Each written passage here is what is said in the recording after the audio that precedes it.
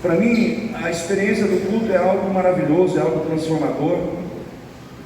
Somente nós ganhamos por estarmos na presença de Deus, porque Deus não muda em nada.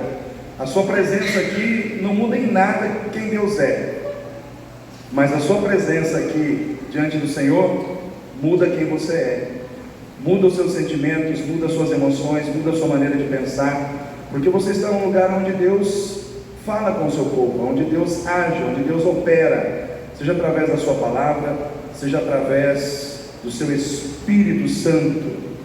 E hoje estava conversando com o Vitor de manhã, irmão Kleber, né? E uma das coisas que nós estávamos falando aqui sobre as questões do nosso tempo, que nós não podemos perder, irmãos, a sensibilidade espiritual, porque o que acontece, cada um de nós que está aqui, quantos aqui já são crentes assim há mais de 5 anos? Levanta a mão. Há mais de 10, de 15? Ixi, tem bastante gente aí, né? Irmãos, o que pode acontecer conosco é que se nós não vigiarmos, o contato com o extraordinário, o contato com o sobrenatural, com aquilo que é incomum, pode se tornar corriqueiro na nossa vida e a gente pode perder a sensibilidade. Sabia disso? Se a gente realmente não entrar no Espírito, na presença de Deus. Vou dar um exemplo para os irmãos. Um médico, quando ele vai abrir uma pessoa pela primeira vez, a primeira cirurgia dele, com certeza, irmãos, ele treme ali, né? Todo o cuidado que ele vai ter ali, porque a primeira cirurgia não pode ter erro e tal. Mas depois que ele faz 200 cirurgias, os irmãos não acham que fica meio automático? Já fica meio, é mais uma cirurgia que eu vou fazer, é mais uma barriga que eu vou abrir, né? É que nem a gente, o Mateus está ali, Papai Novo, né? A Jaqueline ficou impressionada, né? Como a médica chegou lá rapidinho, já puxou a criança, e é assim, né? A gente vai se habituando com aquela rotina, com aquilo que é, porque você cortar uma vida, tirar uma vida de outra pessoa, enfim, fazer tantas cirurgias difíceis, são coisas extraordinárias, são coisas assim impressionantes, mas aquilo pode se tornar corriqueiro, pode se tornar automático, e assim pode acontecer comigo e com você. Eu estou acostumado já a ouvir palavra, eu estou acostumado já a ouvir o pastor pregar, eu estou acostumado já a ver gente cair no Espírito, eu já estou acostumado já a ver gente falar em línguas, eu já estou tão acostumado que eu já não sinto mais nem arrepio, né? O problema é quando a gente se acostuma do modo errado e a gente perde a sensibilidade espiritual fazendo o que é espiritual. Não é interessante isso? Fazendo o que é espiritual, lidando com o espiritual, a gente muitas vezes corre o risco de deixar de ser espiritual e ser religioso. Aí a gente começa a ser aquela pessoa que faz as coisas por fazer. Eu estou na igreja por estar, eu venho no culto por vir, né? A gente já não permite mais que as coisas profundas do coração de Deus mexam no nosso coração, mudem a nossa vida, interfiram na nossa maneira de viver, na nossa maneira de pensar, na nossa maneira de agir em relação às outras pessoas, em relação ao mundo, e isso é um perigo para nós, irmãos. E nós, como igreja do Senhor, nós temos que estar sempre unindo a teoria com a prática.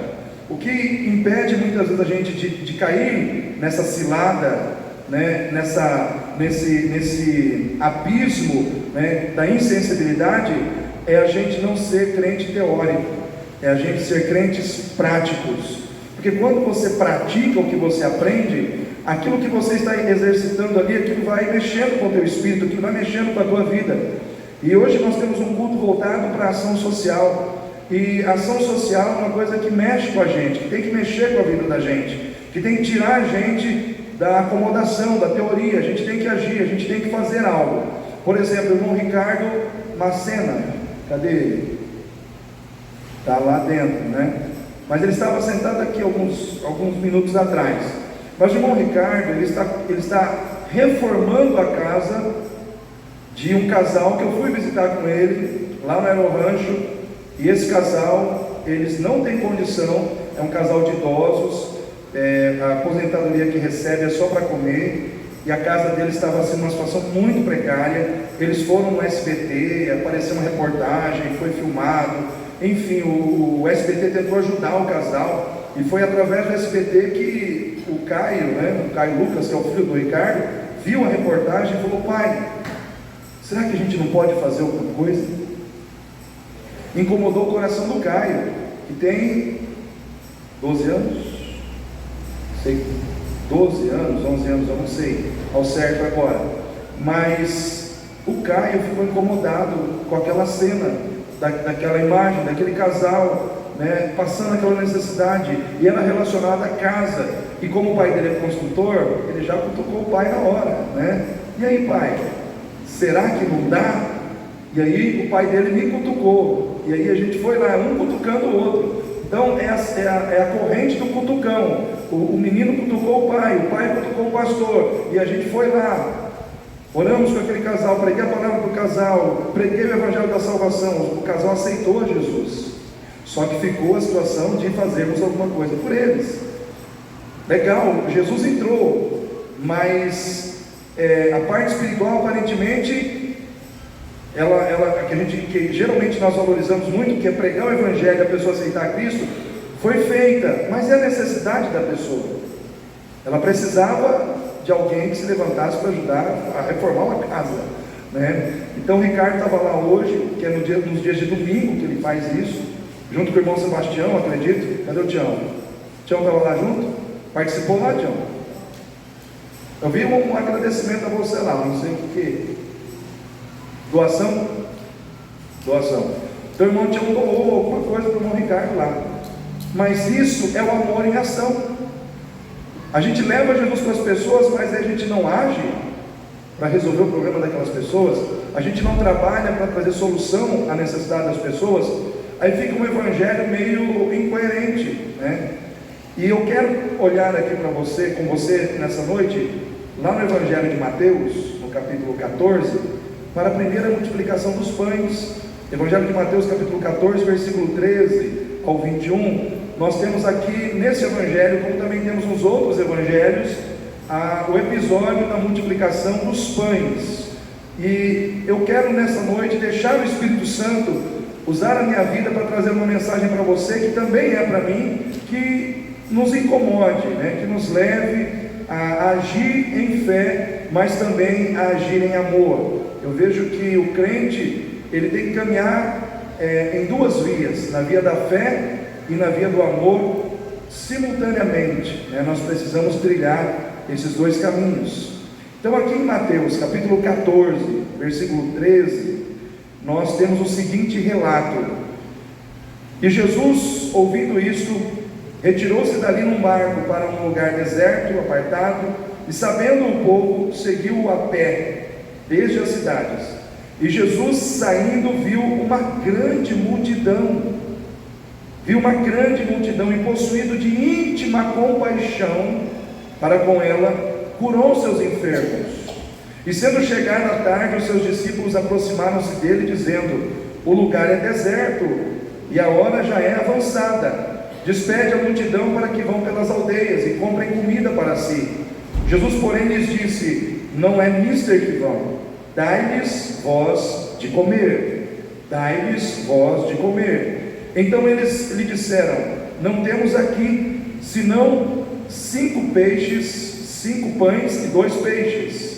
5 pães e 2 peixes. E ele disse: trazei-nos aqui. E tendo mandado que a multidão se assentasse sobre a erva, tomou os 5 pães, os 2 peixes, e erguendo os olhos ao céu, os abençoou, e partindo os pães, deu-os aos discípulos, e os discípulos à multidão, e comeram todos, e saciaram-se, e levantaram dos pedaços que sobejaram 12 cestos cheios. E os que comeram foram quase 5.000 homens, além das mulheres e crianças. Então aqui, irmãos, esse episódio da multiplicação dos pães é um episódio bastante emblemático, é um episódio também bastante impactante, né, que mostra a grandeza do poder de Deus. E aqui, quando se fala de 5.000 homens, quase 5.000 homens, você pode mais ou menos aí fazer a matemática nessa história aí, seria mais ou menos 13.000 pessoas, mais ou menos 13.000 pessoas, porque não se contava as mulheres e nem as crianças. Então, contando mulheres e crianças, crê-se que dá aproximadamente essa quantidade de pessoas, que era a multidão que estava seguindo a Jesus. Aonde Jesus ia, aquela multidão ia atrás dele, porque via que nele havia a solução de Deus para as suas vidas. E eu quero dizer para você, querido, a solução de Deus para a sua vida e para a minha continua em Jesus. Amém? Jesus continua sendo o portador da bênção. Jesus continua sendo o portador das misericórdias, da graça de Deus, das vitórias de Deus, da cura de Deus para a sua vida e para a minha vida. Então vale a pena continuar focando em Jesus, vale a pena continuar caminhando em direção a Jesus, vale a pena continuar seguindo a Jesus, porque nele está a bênção de Deus para a sua vida e para a minha vida. E aquela multidão estava consciente dessa verdade, aquela multidão estava vivendo essa verdade pela fé. E a palavra de Deus diz que chegou um momento em que o entardecer chegou, e os discípulos olharam e falaram: Senhor, despede essa multidão, porque a gente não tem como alimentar esse povo todo, já vai chegar a tarde e eles precisam ir embora, porque senão a gente não vai ter como alimentar esse povo.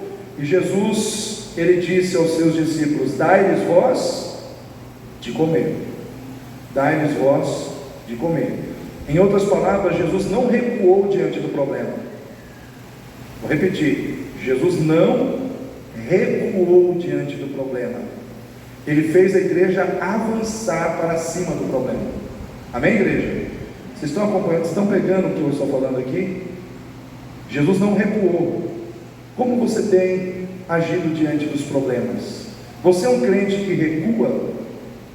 O problema chega, você acovarda?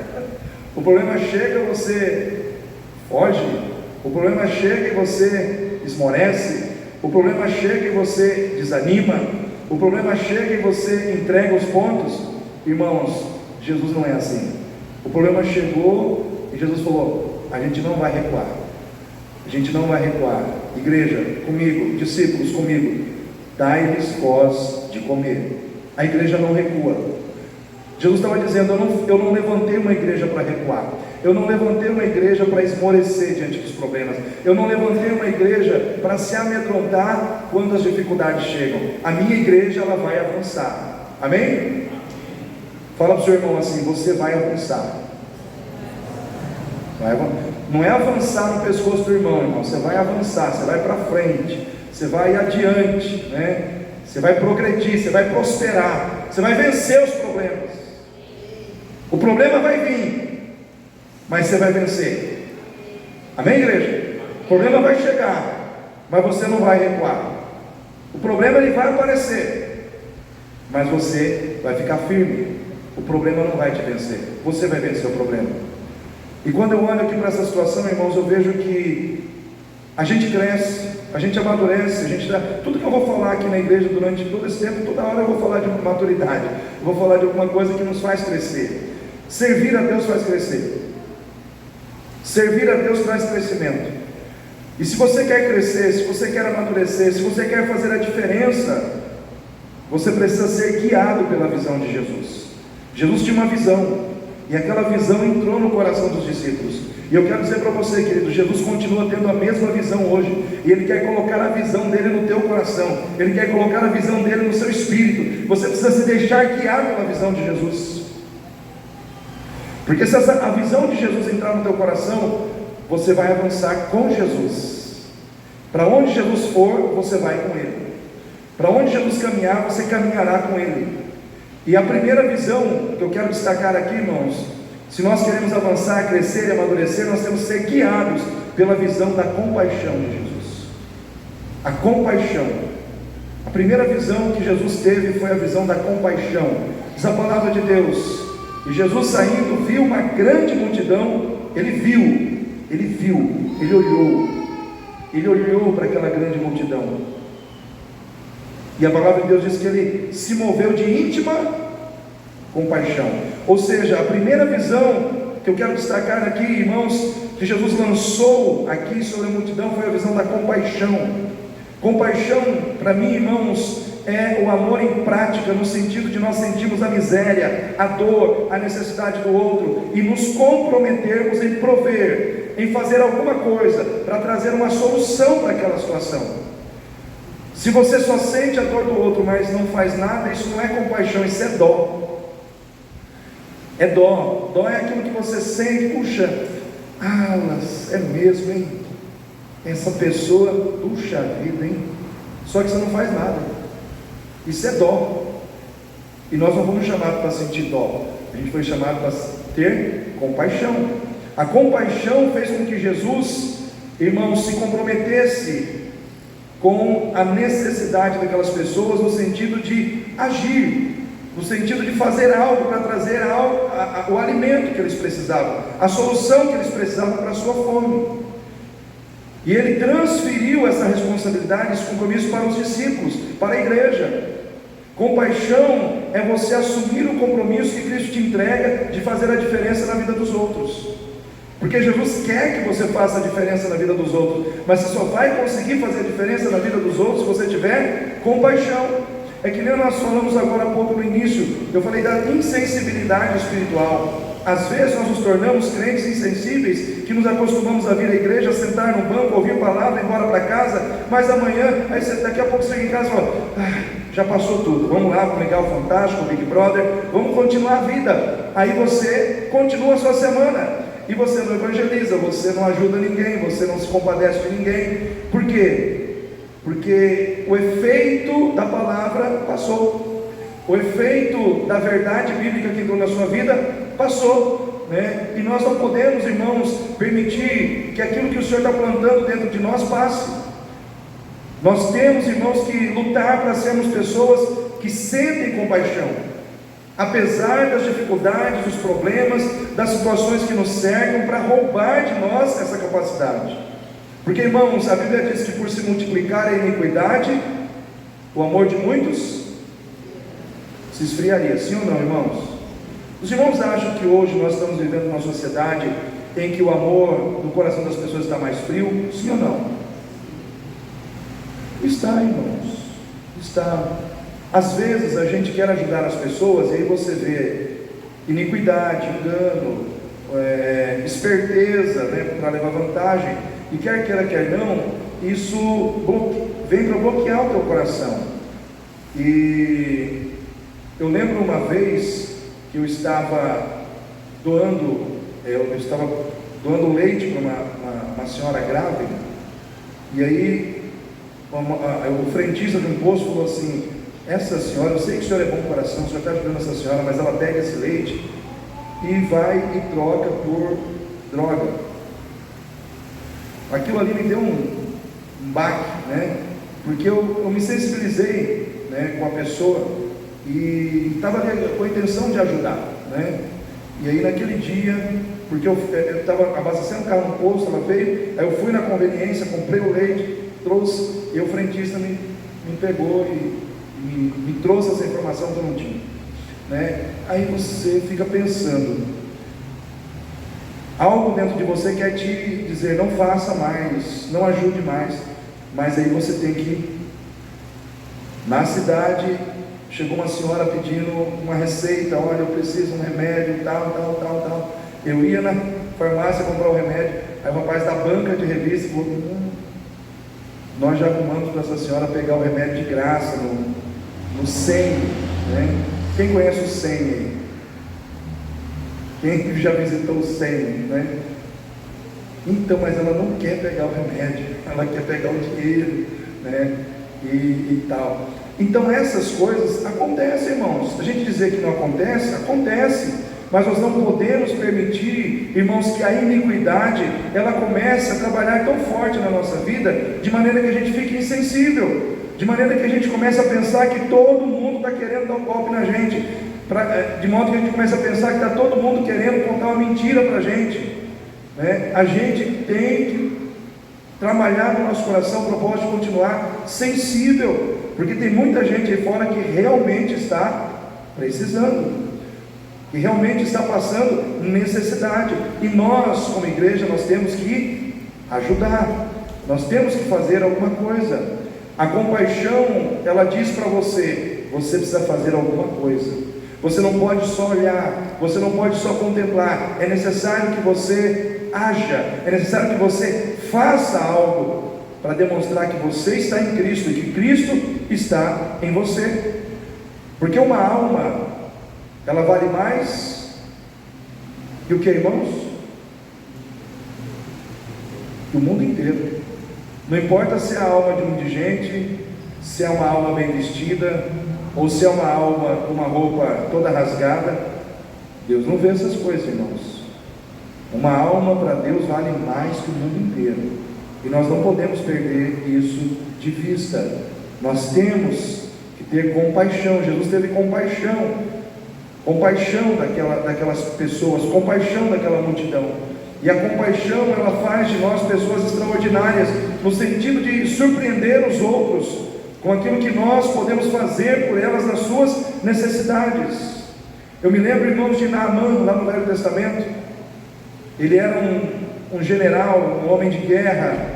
Ele conduzia os exércitos da Síria, só que ele era leproso. E ele aprisionou uma menina israelita na sua casa, levou aquela menina à força, tirou ela da casa dos seus pais e levou ela capturada, fez dela uma escrava. Só que ela era uma serva de Deus, e ela estava na casa de Naamã.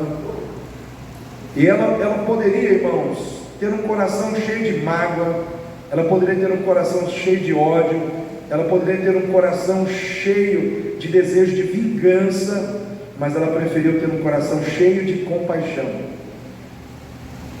Quando ela viu aquele homem leproso, que era agora o seu senhor, ela trabalhou para que ele fosse curado. Ao invés, irmãos, de desejar o mal para aquele homem, aquela menina, ela trabalhou para que aquele homem saísse dali da Síria, fosse até Israel, se apresentasse diante do profeta Eliseu, e lá ele recebesse a cura. Mas por que ela conseguiu fazer isso? Porque a compaixão no seu coração foi mais forte do que todo o sentimento maligno que o inimigo tentou plantar dentro dela. O inimigo tentou plantar dentro dela mágoa, ódio, ressentimento, vingança, mas ela falou: não, esse coração aqui, ele não se deixa contaminar pelo mal, esse coração aqui pertence ao Senhor de Israel.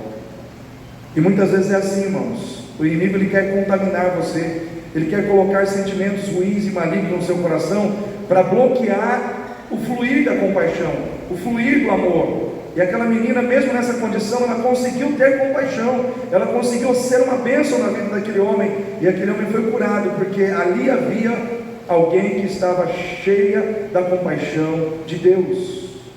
Eu quero dizer para você, querido, ser cheio da compaixão de Deus não é só para aquela menina, não era só para os discípulos de Jesus, é para você, é para mim nessa noite. Amém? Quem quer ter mais compaixão aí? O mundo precisa de compaixão. Quantas pessoas estão lá fora precisando de uma mão que as levante? E talvez a mão que Deus vai usar é a sua. É a sua mão, é a minha mão. E nós precisamos ter compaixão dessas pessoas, irmãos, que estão caídas. Às vezes não é só a questão da necessidade física, mas a necessidade emocional. Às vezes, irmãos, alguém que está dependente de algum tipo de droga, que está ali caído e precisa ser levantado. Irmãos, todos nós que estamos aqui precisamos ter compaixão. Eu me lembro de um rapaz que morava na frente da minha casa, na época que eu morava aqui na Vila Carlota, e esse rapaz era dependente químico, e eu tentei ajudar ele inúmeras vezes, mas ele não conseguia se libertar do vício, daquele vício maligno das drogas. E um belo dia, ele estava sentado na beira do asfalto, e eu cheguei ali do lado dele. Ele falou: olha, meus pais me abandonaram, todo mundo me abandonou, eu não sei o que eu faço na minha vida. E eu cheguei ali, orei com ele, falei do Senhor para ele, falei da possibilidade de levar ele para um centro de recuperação, e ele topou. Depois de recusar inúmeras vezes, ele topou ir para aquele centro de recuperação. E naquele momento ele falou assim: se você não tivesse parado aqui hoje, eu ia tirar a minha vida, eu ia me suicidar. Por quê? Porque para mim não tinha mais nada. Eu não tenho mais meus pais, eu perdi tudo, eu não tinha mais expectativa de vida, perdi o sentido de viver. E aí ele falou assim: Você ter parado aqui hoje, ter me dado atenção e ter falado comigo, ter me dado essa possibilidade, fez com que eu desistisse de tirar a minha vida. Às vezes, irmãos, nós não sabemos a que ponto está uma pessoa de tirar a própria vida. Me lembro, Lucas conhece o pastor Ernesto, né?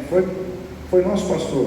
Eu lembro que uma vez ele contou o testemunho que ele estava indo naquele pontilhão ali da Salgado Filho, e tinha um casal brigando em cima do pontilhão, e o casal discutindo, e dedo na cara do outro e tal, e ele passou, e o Espírito Santo falou para ele parar.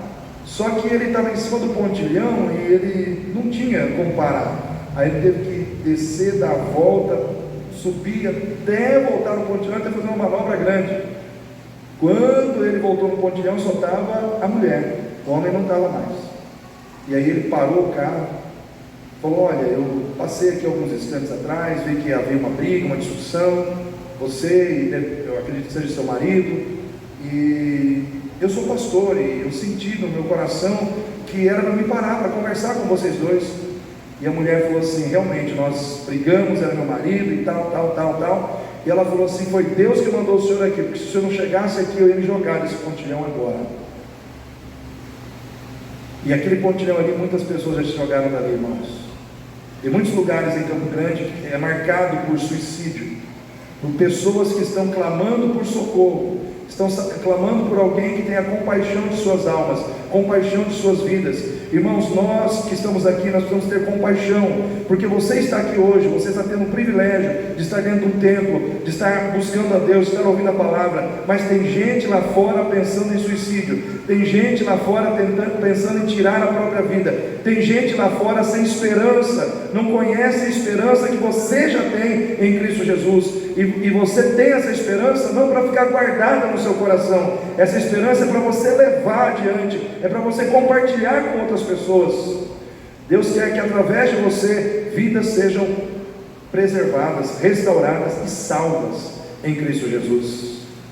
Amém, igreja?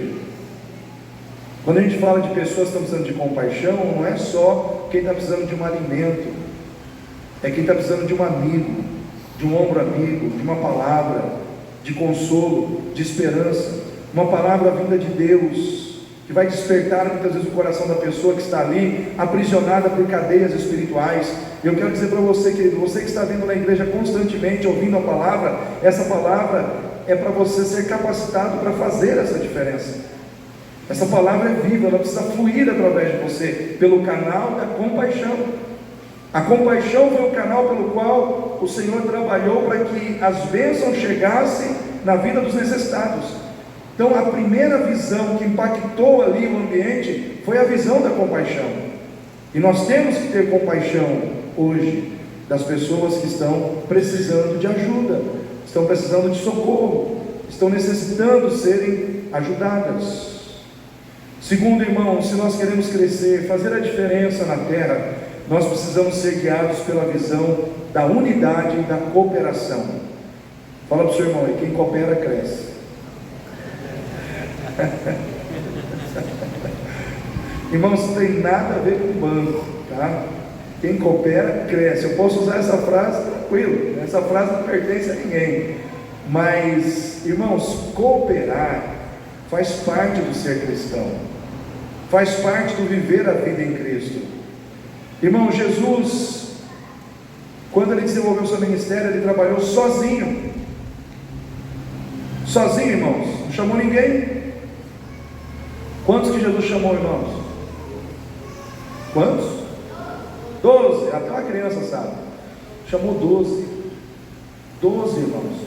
Depois daqueles 12 foi 70, e por aí foi, porque o Senhor queria trazer ao nosso entendimento a ideia da unidade e da cooperação que deve fluir através dessa unidade.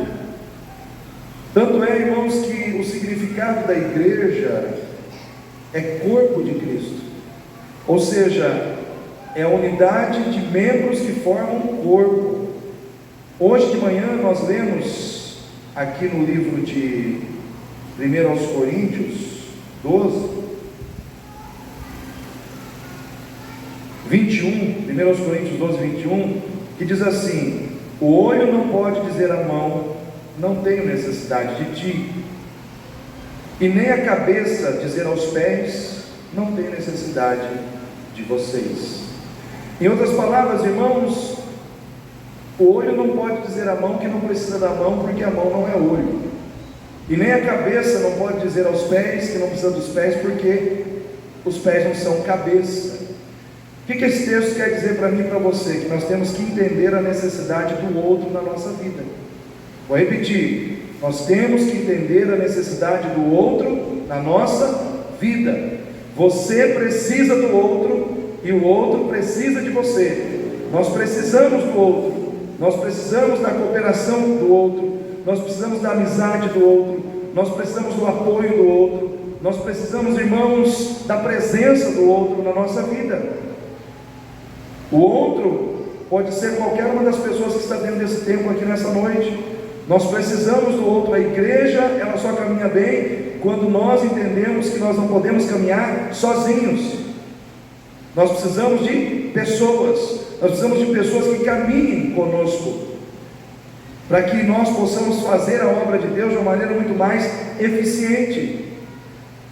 Irmãos, se eu fosse um pastor sozinho nessa igreja, haveria igreja? Haveria igreja aqui, irmãos? Eu estou aqui sozinho, vocês não estão aqui. Haveria igreja? Não. Porque a igreja, ela precisa exatamente do que está acontecendo aqui. Ela precisa dessa comunhão, dessa unidade, dessa troca. Ninguém aqui é melhor do que ninguém. Nós apenas temos funções diferentes. Todos nós somos iguais em valor diante de Deus. O Davi vale para Deus o mesmo tanto que eu também. O nosso valor é igual, só que temos funções diferentes. As diferenças que nós temos é para nós nos aproximarmos e nos completarmos mutuamente. O que um não tem, o outro tem, e vice-versa, né? Então, quando nós entendemos isso, nós começamos a fazer grandes coisas juntos. Jesus, ele olha para aquela necessidade e ele fala com os discípulos, e ele diz: dai-lhes vós de comer. E aí um dos discípulos diz assim: Senhor, nós só temos 5 pães e 2. Ele falou: traz para cá. O que tem 5 pães e 2 peixinhos é fundamental. Mas, Senhor, o que eu tenho é pouco. Não importa, o seu pouco vai ser a matéria-prima do milagre.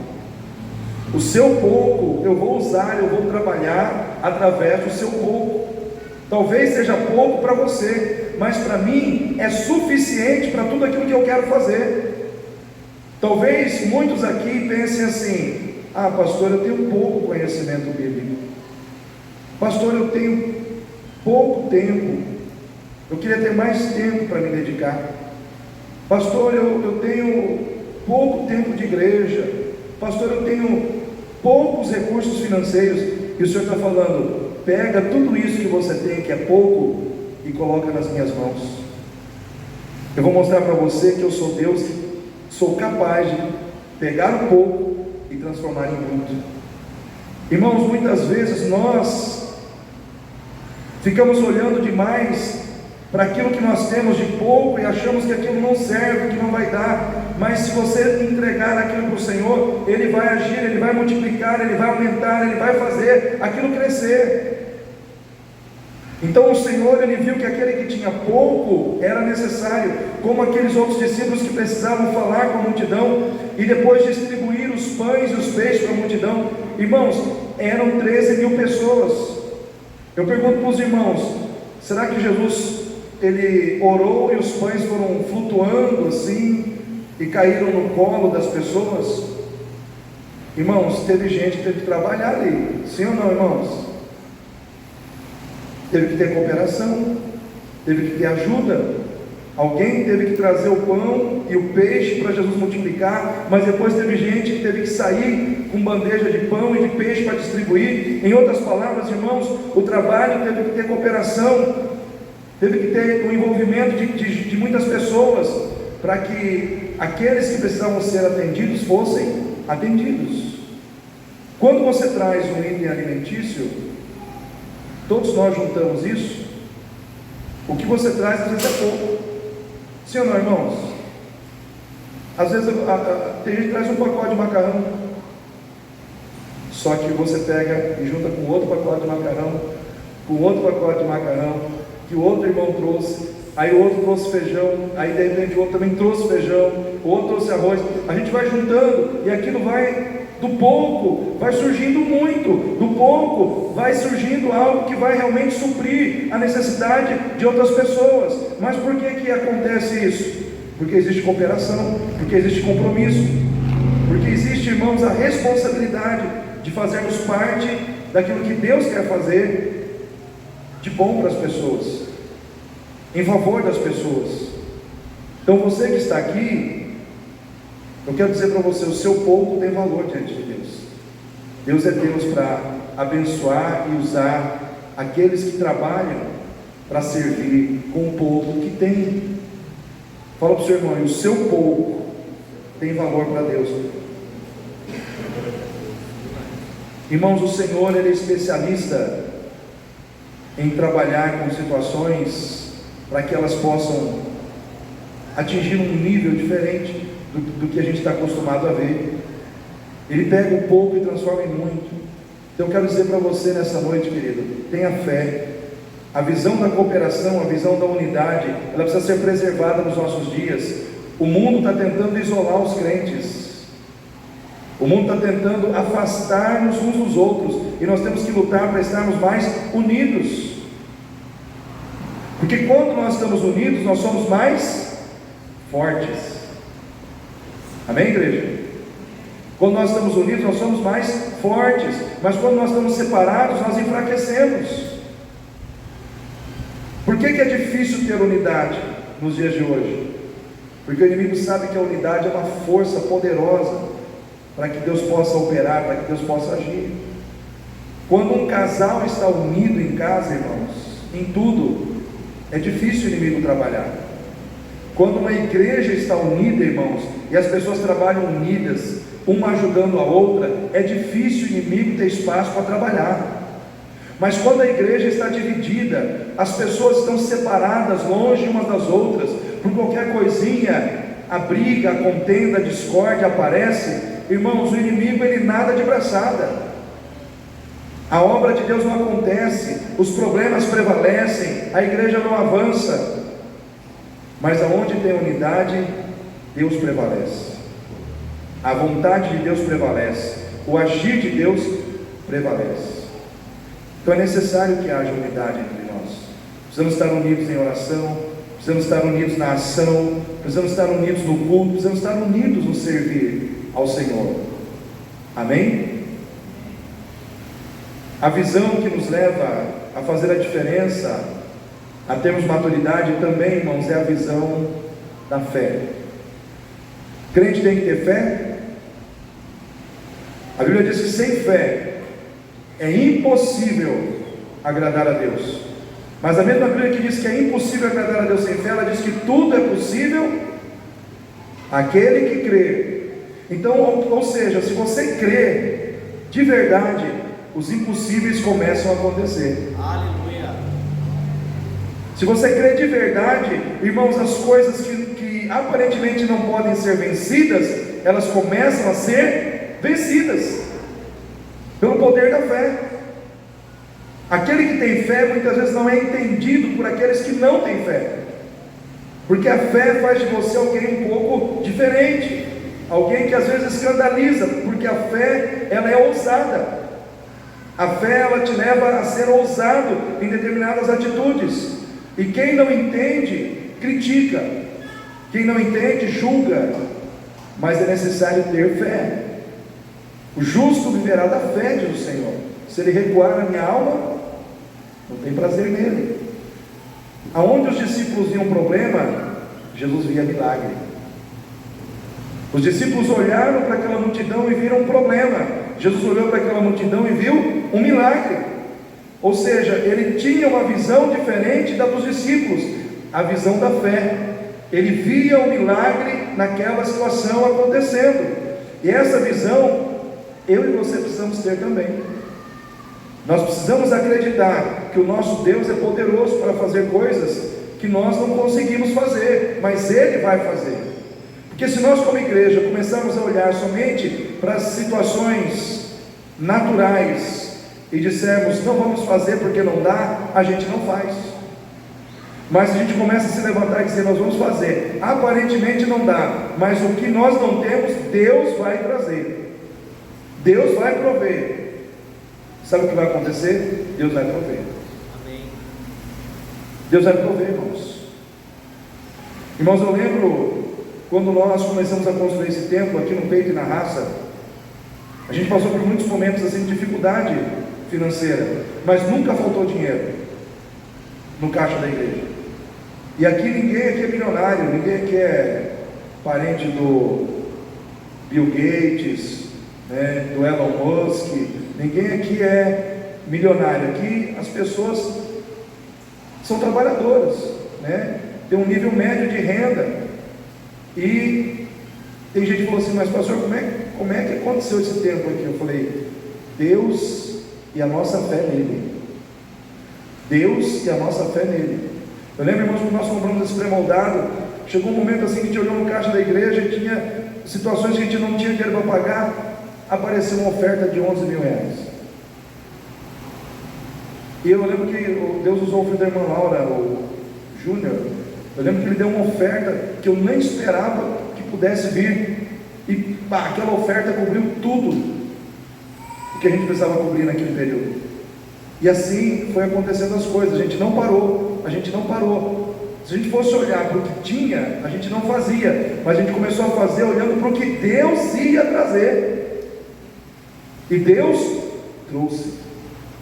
Eu quero dizer para você, o mesmo Deus que trouxe para esta igreja, Ele vai trazer na tua vida hoje. O mesmo Deus que trouxe para cá, naquela época, Ele está pronto a trazer na sua vida hoje. Então não se intimide, não recue diante do problema. Jesus não se acovardou diante do problema, porque Ele tinha uma visão de fé. Às vezes o problema quer te intimidar, quer dizer para você desistir, para você parar, mas a tua fé está dizendo, não pare, porque Deus é contigo, e Ele vai te dar vitória. Ele vai trazer para você de onde você não espera receber. Ele vai trazer para você de onde você acha que não virá, mas virá, porque Ele é Deus. Irmãos, quando o povo andava com Deus no deserto, saía água de onde, irmãos? Saía água da rocha. Aí o povo caminhava mais um pouco, não tinha comida. De onde vem a comida, irmãos? Do céu. Quem já ouviu falar em Manai? Eu queria, se alguém tivesse guardado, né, um manazinho desse para tentar ver como é que era. Irmãos, uma comida celestial. Deus provia. Naquele deserto não faltava água, naquele deserto não faltava maná. Tinha deserto, mas tinha maná. Tinha deserto, mas tinha água. Tinha deserto, mas tinha Deus no deserto. Eu quero dizer para você, querido, no teu deserto tem Deus. No teu deserto não vai faltar água. No teu deserto não vai faltar maná. No teu deserto não vai faltar provisão de Deus. Mas você tem que ter fé e acreditar que Deus é contigo. Porque salvação não é apenas um passaporte para o céu. Salvação é a certeza de que o Deus que nos salvou espiritualmente para nos levar para morar com Ele na glória, Ele está conosco todos os dias, cuidando de nós. A salvação não significa apenas um momento futuro que vai acontecer na eternidade. A salvação é a certeza do cuidado de Deus no presente da nossa vida todos os dias. Todos os dias Deus cuida de você porque você é salvo. Todos os dias Deus cuida de você porque você está debaixo da salvação. Por isso Ele disse: não andeis ansiosos quanto ao comer, quanto ao beber, quanto ao vestir.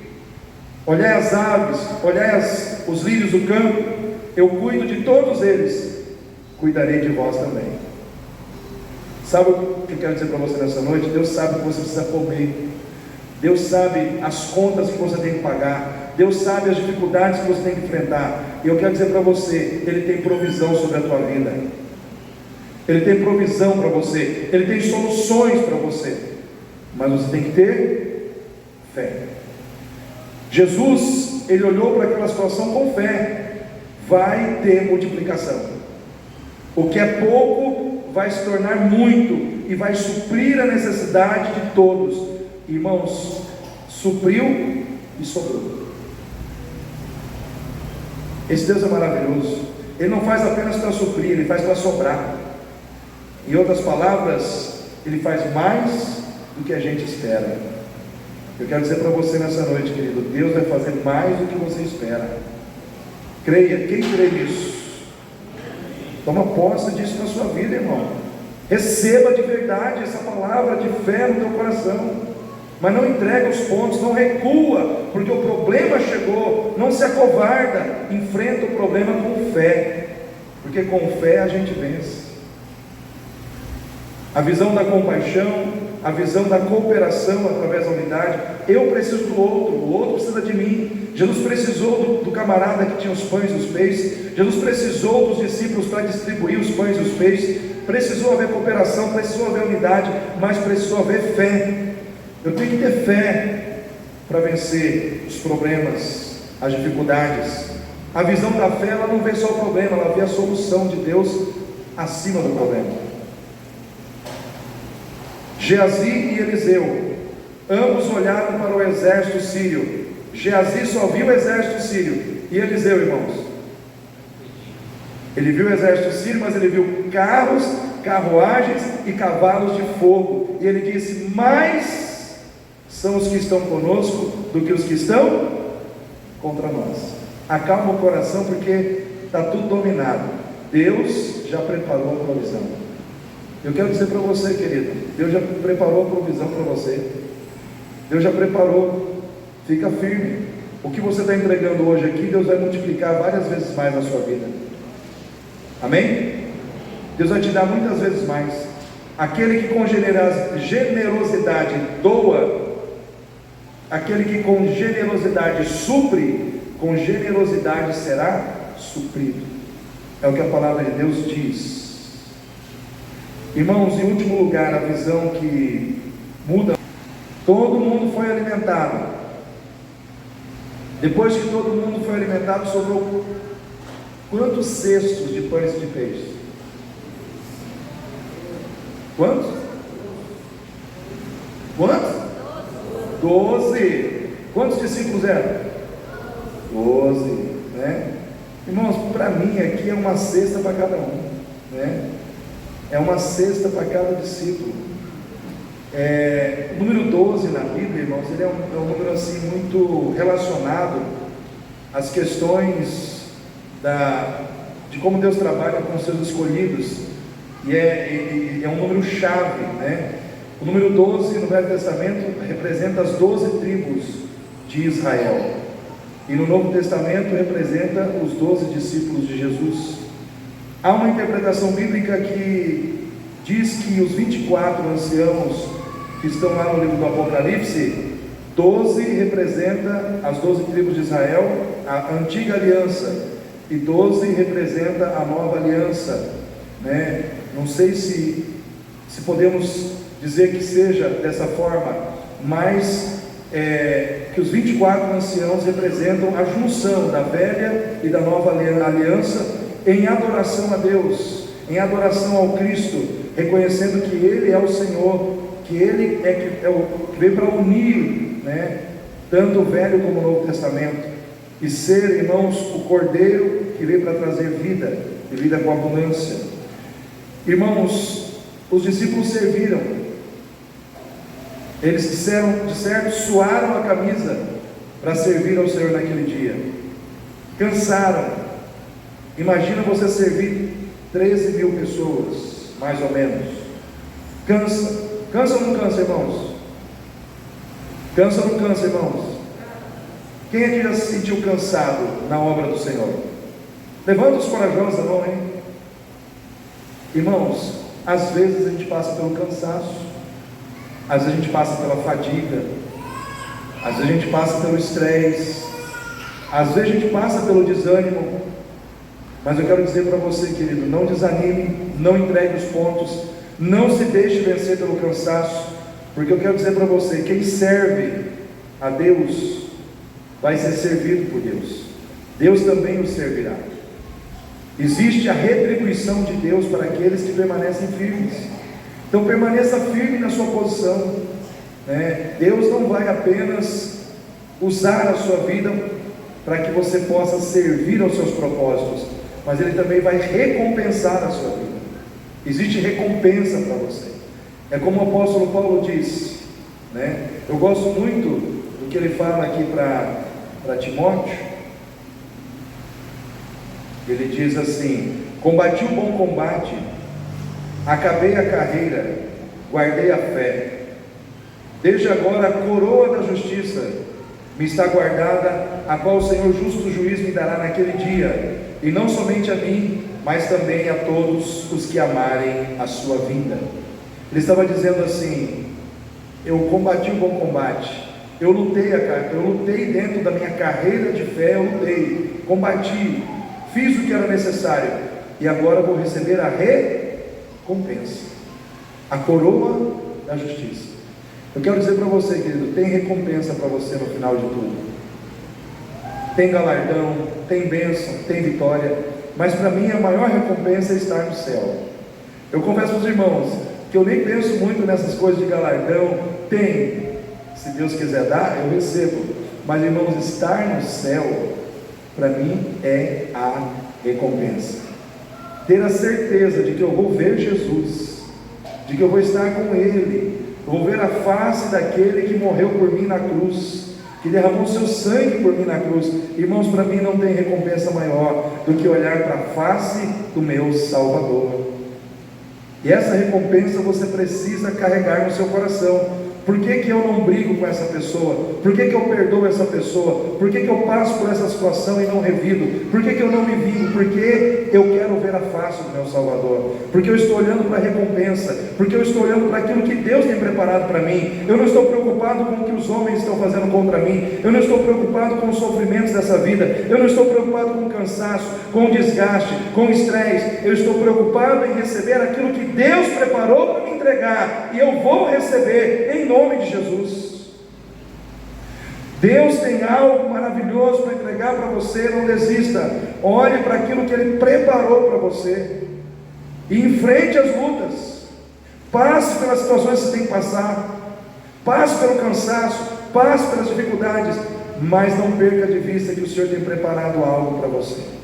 Assim como Ele preparou para os discípulos aqui, metaforicamente falando, eu quero dizer que Ele tem preparado algo para cada um de nós no final da nossa trajetória, e vai ser algo maravilhoso para nos entregar, como recompensa a nossa fidelidade a Ele, nesse mundo tão perdido, nesse mundo tão sujo, né, irmãos?